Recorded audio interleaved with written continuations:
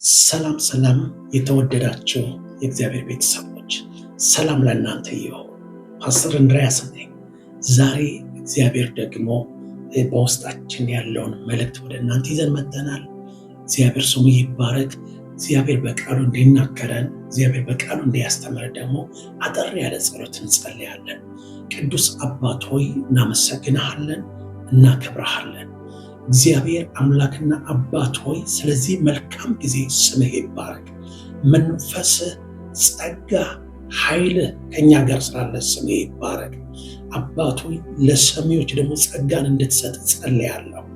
ይሄ ቃል መንፈስ ነው፣ ሕይወት ነውና እግዚአብሔር ሆይ ለብዙዎች የመዳን ምክንያት እንዲሆን፣ ለብዙዎች የመጽናናት ምክንያት እንዲሆን፣ ለብዙዎች የመታደስ ምክንያት እንዲሆን፣ ለብዙዎች አቅጣጫ የሚያዩበት መንገድ እንዲሆን፣ ብዙዎች እንዲታደሱበት ጸልያለሁ።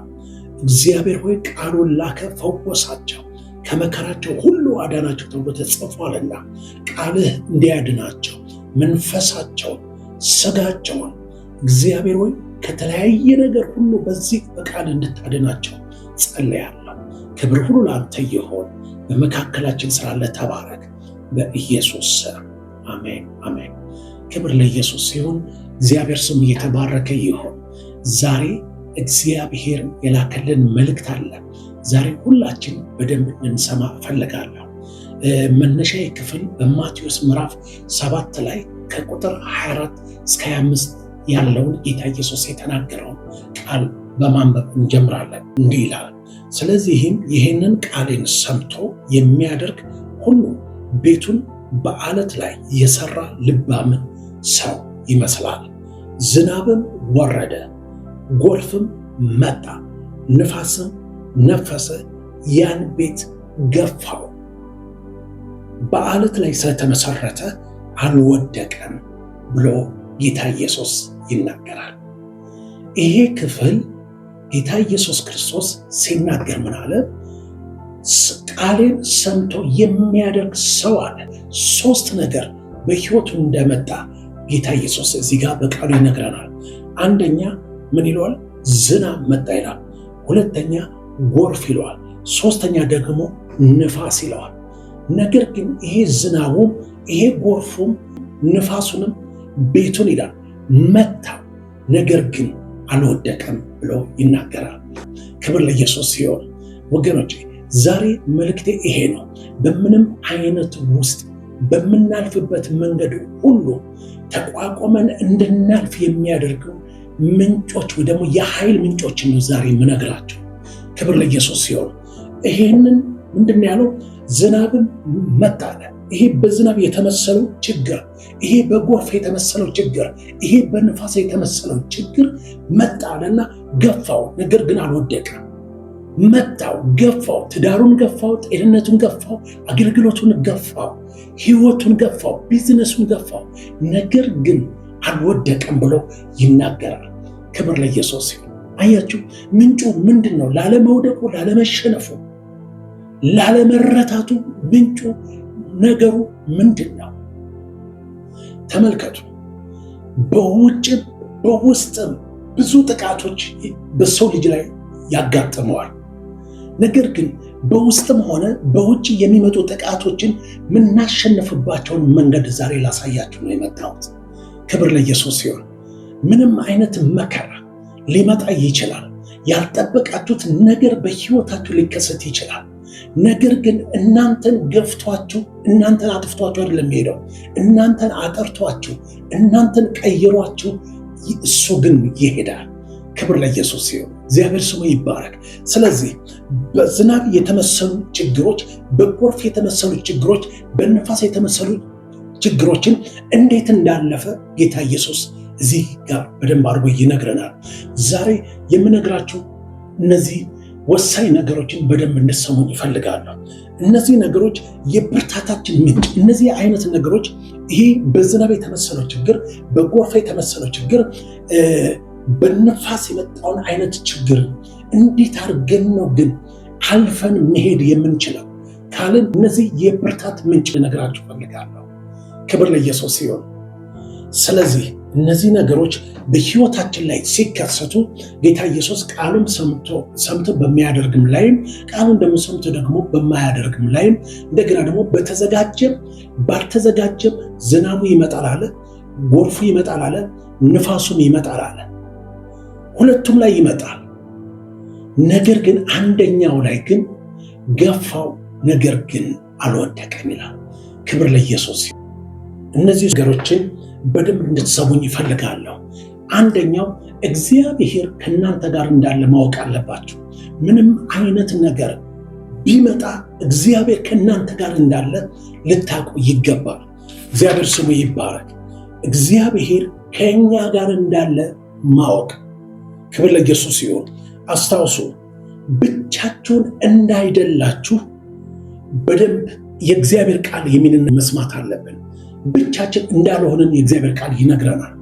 በአንደኛ ነገሥት ላይ ምዕራፍ 19 ቁጥር 14 ላይ አንድ ሰው ላሳያቸውና ከዛ በኋላ እግዚአብሔር ከኛ ጋር እንዴት እንደሆነ ግን እንደ እግዚአብሔር ቃል አሳያቸዋለሁ። አሁን እነዚህ በዝናብ የተመሰሉ ችግሮች፣ በጎርፍ የተመሰለ ችግር፣ በነፋስ የተመሰሉ ችግሮችን ተቋቁመን ማለፍ የምንችለው እንዴት ነው ከተባለ አንደኛ እግዚአብሔር ከኛ ጋር እንዳለ ማወቅ። ይወላድ አንደኛ ነገሥት ላይ ምዕራፍ 19 ላይ ቁጥር 14 ላይ እግዚአብሔር ቃል እንደዚህ ይላል። ስለ ኤልያስ ነው የሚናገረው። እርሱ ለሰራዊት አምላክ ለእግዚአብሔር ቀንቻለሁ፣ የእስራኤል ልጆች ቃል ኪዳንህን ትተዋል፣ መሠዊያዎችን አፍርሰዋል፣ ነቢያትህንም በሰይፍ ገለዋል። እኔ ብቻዬን ቀርቻለሁ፣ ነፍሴን ሊወስዷት ይሻለሁ።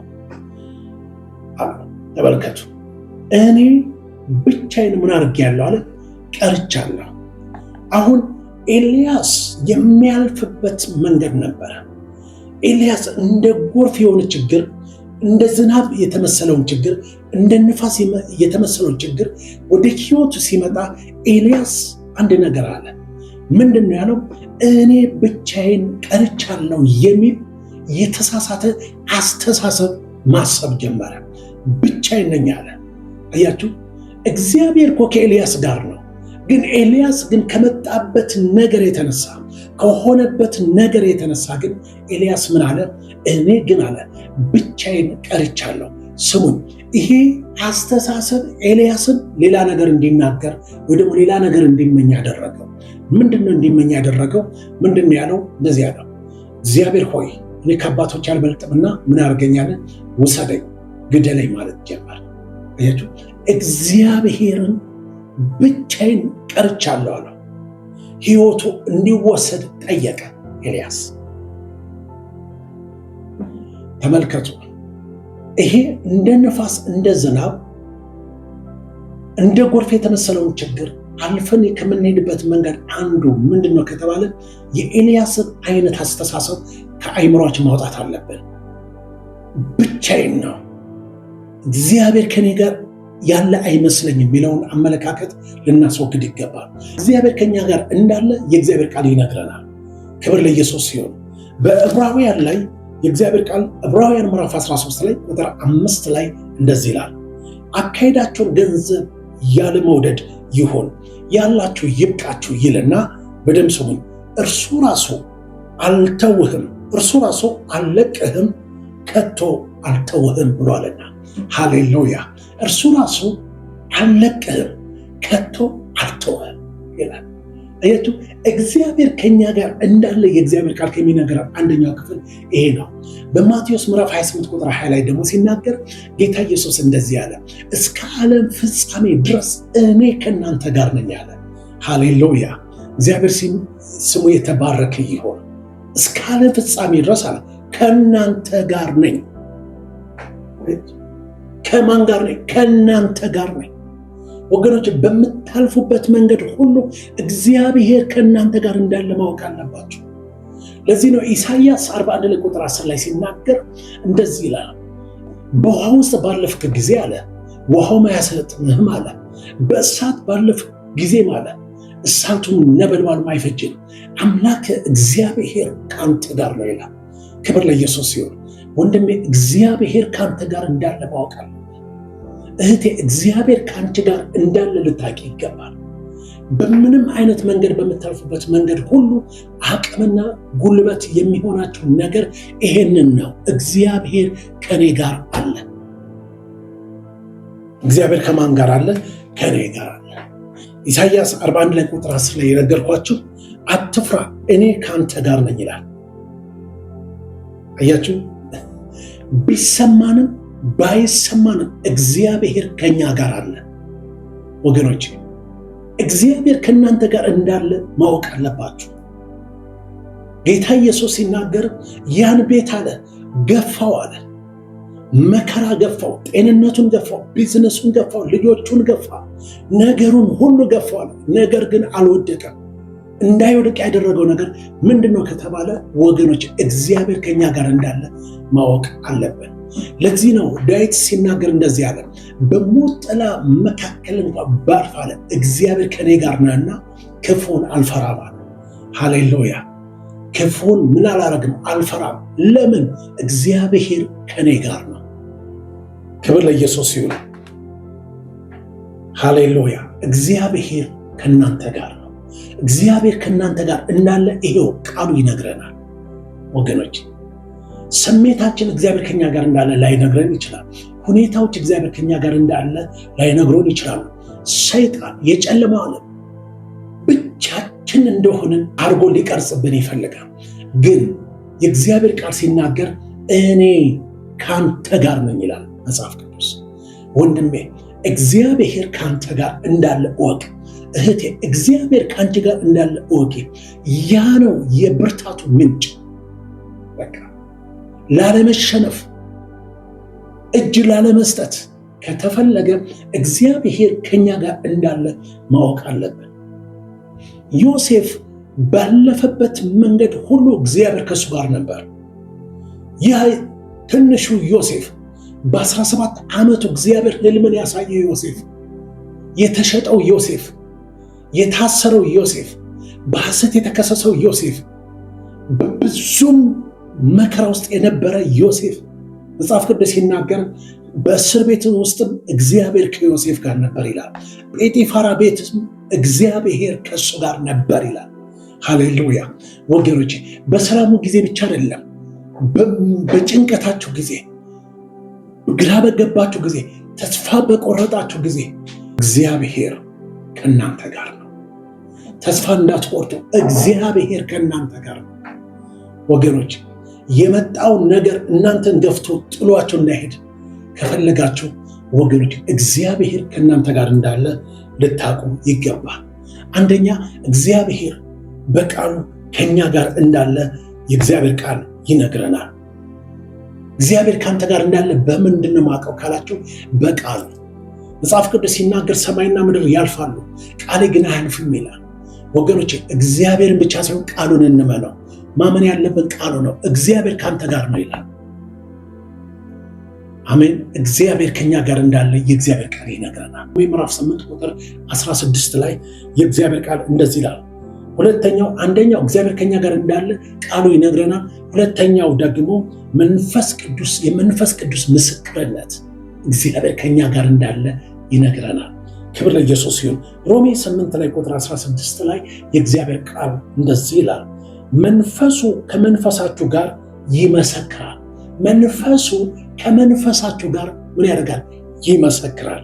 ክብር ለኢየሱስ ይሁን። እግዚአብሔር ከኛ ጋር እንዳለ የምናውቀው በውስጣችን ሰላም፣ ደስታ፣ መረጋጋት ያ የመንፈስ ቅዱስ ምስክርነት ነው። ሃሌሉያ ወገኖቼ፣ መንፈሱ ከመንፈሳችሁ ጋር ምን ያደርጋል? ይመሰክራል። ሰላም ሲሰማችሁ በወጀብ ውስጥ፣ በማዕበል ውስጥ፣ በነፋሱ ውስጥ፣ በዝናቡ ውስጥ፣ በብዙ ስቃይ ውስጥ ስትሆኑ ሰላም፣ ረፍት፣ መረጋጋት ያ የመንፈስ ቅዱስ ምስክርነት ነው። ክብር ለኢየሱስ ይሁን። እግዚአብሔር ከእናንተ ጋር እንዳለ ምንድን ነው ያለው? መንፈሱ ከመንፈሳችሁ ጋር ይመሰክራል። ሃሌሉያ! እግዚአብሔር ከኛ ጋር እንዳለ አንደኛ በቃሉ፣ ሁለተኛ ደግሞ የመንፈስ ቅዱስ ምስክርነት። ክብር ለኢየሱስ ይሁን። ሃሌሉያ! እግዚአብሔር ከእናንተ ጋር ነው ወገኖቼ። እግዚአብሔር በሁሉ ሁኔታ እግዚአብሔር ከኛ ጋር ነው። ምንም ቢሆን ምንም አይነት ቢሰማችሁ እግዚአብሔር ከኛ ጋር ነው። አንዳንድ ጊዜ አንዳንድ ሰዎች ከሚያልፉበት ነገር የተነሳ የጸሎት መልስ በሚዘገይ ሰዓት እንደገና ደግሞ ያ ብቻ ደግሞ አይደለም፣ ጸሎት መልስ ሳይመጣ ሲቀር ብቸኝነት ሲሰማቸው ይህንን ይናገራል። ብቸኝነት ሲሰማቸው የጸሎት መልስ በዘገየ በሚመስላቸው ሰዓት እግዚአብሔር ከኔ ጋር ነው ብለው ይጠይቃል። ወገኖች ይሄ ነው፣ እግዚአብሔር ከእናንተ ጋር ነው። ሃሌሉያ! እግዚአብሔር ከማን ጋር ነው? ከኔና ከእናንተ ጋር ነው። ክብር ለኢየሱስ ሲሆን እግዚአብሔር ከኔ ጋር ነው ማለት አለባቸው። ምክንያቱም ቃሉ መንፈሱ ይነግረናል። እግዚአብሔር ከኛ ጋር አለ። ሃሌሉያ! ለዚህ ነው ጌዲዮን በዛ በወይን መጥመቂያ ውስጥ ሆኖ የእግዚአብሔር መልአክ መጣና እንደዚህ ያለው፣ አንተ ጽኑ ኃያል ሰው አለው፣ እግዚአብሔር ከአንተ ጋር ነው ሲለው፣ ጌዲዮን እንደዚህ ያለ፣ እግዚአብሔር ከኛ ጋር ከሆነ አለ ይሄ ሁሉ ነገር ለምን ደረሰብን አለ። ወገኖች እግዚአብሔር እኮ ከጌዲዮን ጋር ነበረ፣ ግን እሱ ግን ከነበረው መከራ፣ ከነበረው ችግር፣ ከነበረበት ሁኔታ የተነሳ እግዚአብሔር ከእሱ ጋር እንደሌለ ሰበከው፣ ነገረው። ግን እግዚአብሔር ከእሱ ጋር ነው። ወገኖች ስሜታችሁን አትስሙ፣ ሁኔታን አትስሙ፣ የጠላትን ድምፅ አትስሙ። ሰዎች ሊሄዱ ይችላሉ፣ እግዚአብሔር ግን አይሄድም። አሜን። እግዚአብሔር ከእናንተ ጋር ነው። ሃሌሉያ! እግዚአብሔር ከእናንተ ጋር ነው። ስለዚህ ጌታ ኢየሱስ እንደዚህ አለ፣ ዝናብም ዘነበ አለ፣ ጎርፍም መጣ አለ፣ ንፋስም ነፈሰ፣ ያን ቤት ገፋው፣ ነገር ግን አልወደቀም አለ። ሃሌሉያ! ምንም ነገር በሕይወታችሁ ላይ ይምጣ ወገኖች፣ እጅ ላለመስጠት ላለመሸነፍ አልፋችሁ ለመሄድ ከፈለጋችሁ እግዚአብሔር ከእናንተ ጋር እንዳለ ማወቅ አለባችሁ። እግዚአብሔር ከእናንተ ጋር ነው። ታሪክ ይቀየራል፣ ነገሮች ይለወጣሉ።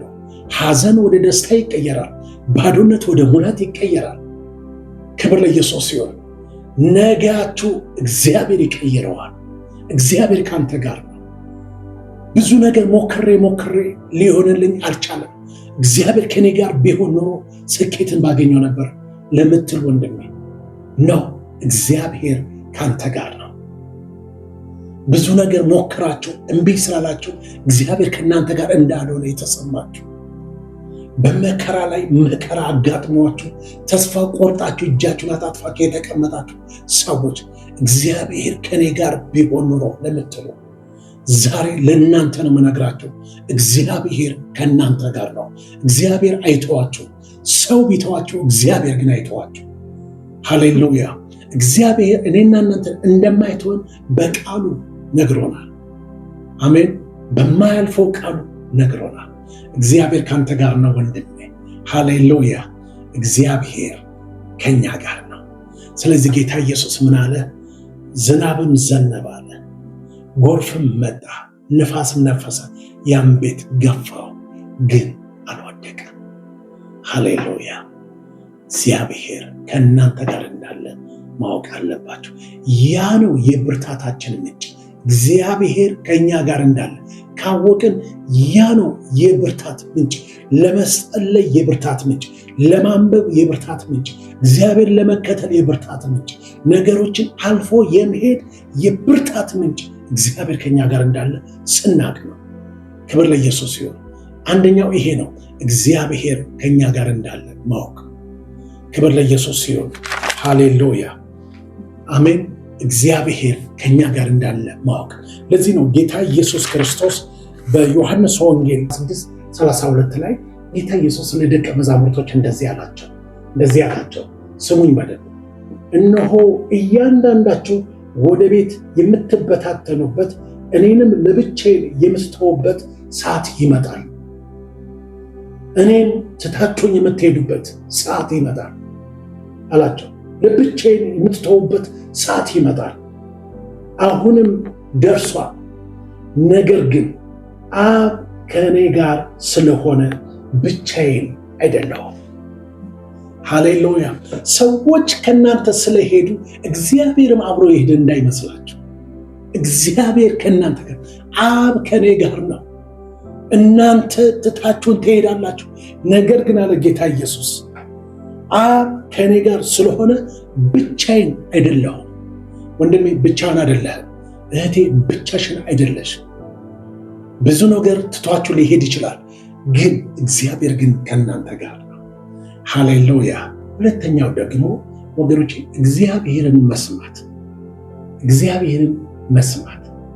አሁንም ጌታ ኢየሱስ ወደ ተናገረው ነው የምመልሳቸው። ምንድን ነው ያለው? ቃሌን ሰምቶ አለ የሚያደርግ ሰው አለ ዝናብ መጣ አለ፣ ንፋስም ነፈሰ አለ፣ ወርፍም መጣ አለ፣ ነገር ግን ያን ቤት ገፋው፣ ግን አልወደቀም።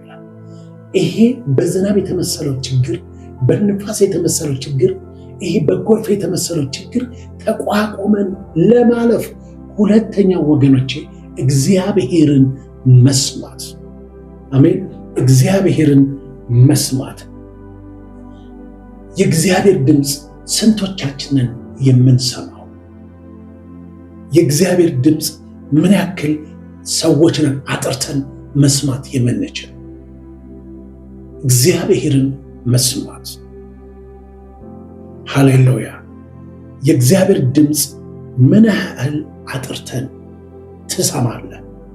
የእግዚአብሔር ድምፅ ምን ያህል አጥርተሽ ትሰማያለሽ? እህቴ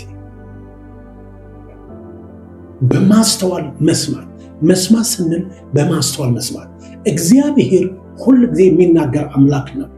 መጽሐፍ ቅዱስ እግዚአብሔር በአንድ በሌላም ይናገራል ይላል። እግዚአብሔር ሁል ጊዜ የሚናገር አምላክ ነው ወገኖች። ነገር ግን እኔና እናንተ ግን በማስተዋል ልንሰማው ይገባል። ትዝ ይላችኋል በአንደኛ ሳሙኤል ላይ ምዕራፍ 3 ላይ የእግዚአብሔር ቃል ሲናገር ሳሙኤል ብላቴና በነበረበት ሰዓት የእግዚአብሔር ድምፅ ወደ ሳሙኤል ሲመጣ ግን ሳሙኤል ቀጥታ ሄዶ ለኤሊ ነው የነገረው። ጠራኝ ያለው ይኸውላችሁ፣ ሳሙኤል እግዚአብሔርን ሰምቷል፣ ነገር ግን አላስተዋል። አሁን እግዚአብሔር እንስማ ስል በማስተዋል እንስማው እያልኩ ነው። ሳሙኤል እግዚአብሔርን ይሰማል፣ ግን በማስተዋል ግን አልነበረም። በኋላ ላይ ግን ይሰማል፣ ሩጦ ግን ወደ ካህኑ ይሄዳል። ጠራኸኝ ወይ ሲለው አልጠራኸውም ይለዋል። አሁንም ይሰማል፣ ተመልሶ ደግሞ ወደ ኤሊ ይሄዳል።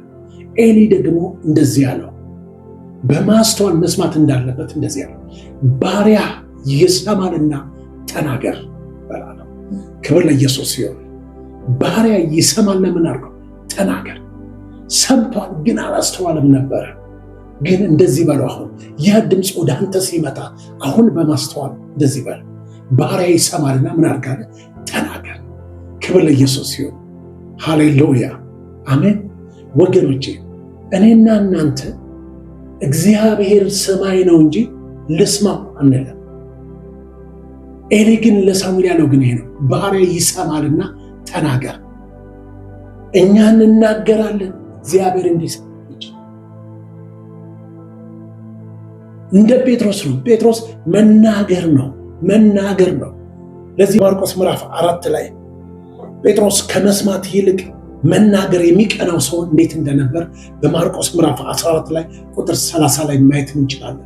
ጌታ ኢየሱስ ክርስቶስ ወደ ጴጥሮስ መጣና ነዘር ለሞት የተዘጋጀው እንደሆነ ኢየሱስ ክርስቶስ ለጴጥሮስ እንደዚህ አለው። ኢየሱስ ክርስቶስ ታልፎ እንደሚሰጥ፣ ኢየሱስ ወደ ሞት እንደሚሄድ ሲናገር ጴጥሮስ እንደዚህ አለ፣ ጌታ ሆይ አለ እነሱ ቢተው እኔ ግን አልተውህም አለ። ጌታ ኢየሱስ ደግሞ እንደዚህ አለ፣ ጴጥሮስ አለው ዶሮ 2 ሳይጮህ በሶስተኛው ጊዜ ትክደኛለህ አለው። ጴጥሮስ ግን አልሰማ። በኋላ ላይ መጽሐፍ ቅዱስ ግን ሲናገር ግን ዶሮ የመጀመሪያው ጊዜ ሲጮህ ጴጥሮስ ሰምቶ እንኳ ወደ እግዚአብሔር አልተመለሰም። ትክደኛለህ ሲለው ጴጥሮስ ደግሞ መናገር ነው እንጂ መስማት አልነበረም። ብዙ ጊዜ እኛ መናገር ነው እንጂ የሚቀናን መስማት። ወገኖች ነገሮችን አልፈን ለመሄድ ከፈለግን እግዚአብሔርን መስማት ያስፈልጋል። እግዚአብሔርን ምን ማድረግ? መስማት። እግዚአብሔርን በማስተዋል ምን ማድረግ አለብን? መስማት አለብን። ሃሌሉያ! እግዚአብሔርን መስማት፣ እግዚአብሔርን ምን ማድረግ አለብን? መስማት ያስፈልጋል። እግዚአብሔር ይናገራል፣ እኛም መስማት አለብን። የሚናገርባቸው መንገዶች ብዙ ስለሆኑ ደግሜ ይናገራለሁ። እግዚአብሔር ይናገራል፣ እኛም መስማት አለብን። በምን መስማት አለብን? በማስተዋል መስማት አለብን። በማስተዋል መስማት አለብን። አያችሁ፣ እንደ ዝናብ የተመሰለው ችግር፣ እንደ ጎርፍ የተመሰለው ችግር፣ እንደ ንፋስ የተመሰለው ችግር ተቋቁሞ ለማለፍ ከተፈለገ እግዚአብሔርን በማስተዋል መስማት። ክብር ለኢየሱስ ሲሆን የእግዚአብሔር ቃል ሲናገር እግዚአብሔር እኔና እናንተን የሚናገርባቸው መንገዶች ብዙ ናቸው ወገኖቼ። እግዚአብሔር ከሚናገርበት መንገድ አንዱ ምንድነው ከተባለ እግዚአብሔር በቃሉ ይናገራል። ክብር ለኢየሱስ ሲሆን እግዚአብሔር ከሚናገርበት መንገድ አንዱ ምንድነው? በቃሉ ነው የሚናገረው። ኢየሱስ ጌታ ነው። ለዚህ ነው መዝሙረ ዳዊት 119 ቁጥር 105 ላይ ሕግ ለእግሬ መብራት ነው ለመንገዴ ብርሃን ነው ይላል። ክብር ለኢየሱስ ሲሆን የእግዚአብሔር ይሄ ቃል የእግዚአብሔር መንፈስ ያለበት ቃል ነው። ለዚህ ነው ሁለተኛ ጢሞቴዎስ ምዕራፍ 3 ላይ ቁጥር 16 ላይ የእግዚአብሔር ቃል ሲናገር የእግዚአብሔር መንፈስ ያለበት መጽሐፍ ሁሉ ለትምህርታችን ተጽፏል ይላል። ስለዚህ የእግዚአብሔር ቃል የእግዚአብሔር መንፈስ ያለበት። ስለዚህ እግዚአብሔር በምን ይናገራል ካልን በቃሉ ይናገራል። እግዚአብሔር ከሚናገርበት መንገድ አንዱ ምንድነው? በቃሉ ይናገራል። ሁለተኛው እግዚአብሔር የሚናገርበት ሁለተኛው መንገድ ደግሞ በመንፈስ ቅዱስ ወይም ደግሞ በውስጣዊ ድምፅ፣ በመንፈስ ቅዱስ ወይ ደግሞ በውስጣዊ ድምፅ እግዚአብሔር ምን ያደርጋል? ይናገራል። ዮሐንስ 16 ቁጥር 13 ላይ የእግዚአብሔር ቃል እንደዚህ ይላል፣ የእውነት መንፈስ በመጣ ጊዜ ወደ እውነት ሁሉ ምን ያደርጋቸዋል አለ? ይመራቸዋል አለ። ክብር ለኢየሱስ ሲሆን የእውነት መንፈስ በመጣ ጊዜ ወደ እውነት ሁሉ ምን ያደርጋቸዋል? ይመራቸዋል። ሮሜ ምዕራፍ 8 ቁጥር 14 ላይ በመንፈስ የሚመሩ እነዛ የእግዚአብሔር ልጆች ናቸው ይላል። ሃሌሉያ! ስለዚህ የሚመራን የእግዚአብሔር መንፈስ ነው። በቃሉ ይመራናል፣ በመንፈሱ ይመራናል። ክብር ለኢየሱስ ሲሆን ሌላው በሰላሙ ይመራናል። ክብር ለኢየሱስ ሲሆን ቆላስይስ ምዕራፍ 3 ላይ ቁጥር 15 ላይ የክርስቶስ ሰላም ልባችሁን ይግዛ ይላል። የእግዚአብሔር ምን ሰላም ሁኔታዎች እያሉ ነገሮች እያሉ ውስጣችን ግን በሰላም ይሞላል። ያ እግዚአብሔር የሚናገርበት ምልክት ነው ወገኖች። ሌላው እግዚአብሔር የሚናገርበት መጨረሻው በራእይና በህልም እግዚአብሔር ይናገራል። ክብር ለኢየሱስ ሲሆን ሁላችን የምናውቀው በማቴዎስ ምዕራፍ 1 ላይ አለ ያ ታሪክ ስለ ማርያምና ስለ ዮሴፍ። ማርያም በመንፈስ ቅዱስ ጸንሳ በነበረ ሰዓት ዮሴፍ እሷን ለማስወገድ አስቦ በስውር ሊተዋት ባሰበ ሰዓት የእግዚአብሔር መልአክ በህልም እግዚአብሔርን ዮሴፍን እንደዚህ ያለው ከመንፈስ ቅዱስ የጸነሰች ስለሆነች እንዳትተዋት አለው። በምን? በህልም ይለዋል ማቴዎስ ምዕራፍ 1 ላይ። እርሱ ግን ይህን ሲያስብ እነሆ የጌታ መልአክ በህልም ታየው። በምን? በህልም ታየው። እንዲህም አለው የዳዊት ልጅ ዮሴፍ ሆይ ከእርሷ የተጸነሰው ከመንፈስ ቅዱስ እንደሆነ ነገረው። እንዳትተዋት አለው። በምን? በህልም። እግዚአብሔር በህልም ይናገራል፣ እግዚአብሔር በራእይ ይናገራል። ክብር ይባረክ። ክብር ለኢየሱስ ይሁን። ስለዚህ እግዚአብሔር በቃሉ ይናገራል፣ በመንፈስ ቅዱስ ወይ በውስጠኛው ድምፅ ይናገራል። እግዚአብሔር በሚሰጠን በውስጣችን ሰላም ይናገራል። እንደገና ደግሞ እግዚአብሔር ደግሞ በህልምም በራእይም ይናገራል። ክብር ለኢየሱስ ሲሆን እግዚአብሔር ምን ያደርጋል? ይናገራል ወገኖች። ሃሌሉያ።